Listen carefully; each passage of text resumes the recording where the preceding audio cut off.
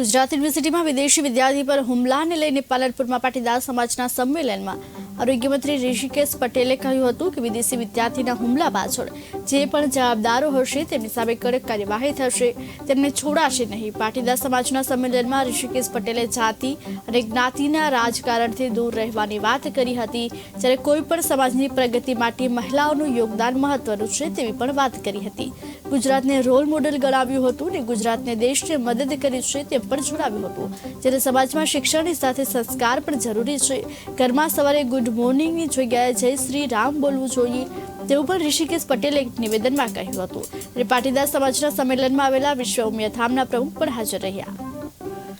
વિશ્વ ઉમિયા ધામ દ્વારા અમદાવાદમાં ખૂબ મોટું મંદિર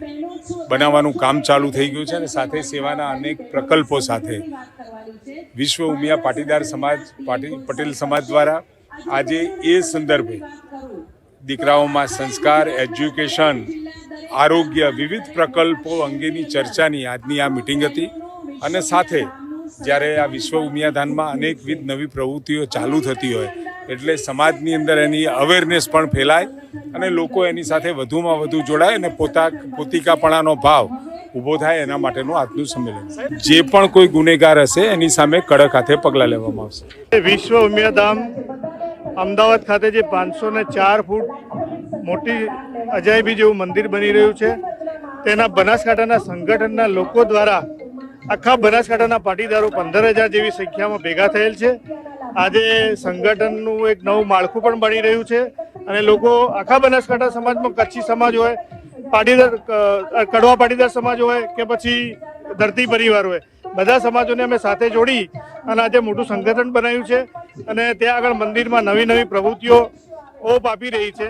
એનું આગળ નવા પ્રકલ્પો ઊભા થઈ રહ્યા છે। બનાસકાંઠા જિલ્લા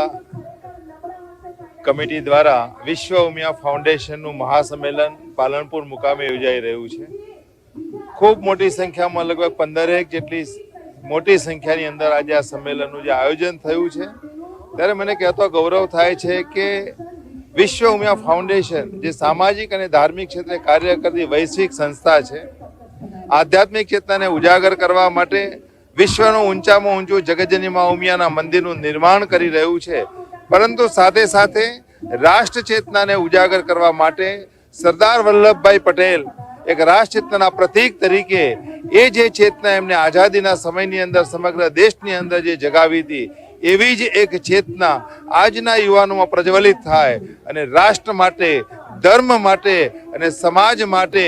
એક એવા કાર્યની અંદર જોડાય એવા એક અભિયાન સાથે વિશ્વ ઉમિયા ફાઉન્ડેશન જે કાર્ય કરી રહ્યું છે ત્યારે પાલનપુરની ટીમે જે પ્રમાણે આખા સમગ્ર કાર્યક્રમનું મહાસંમેલનનું આયોજન કરી અને સમગ્ર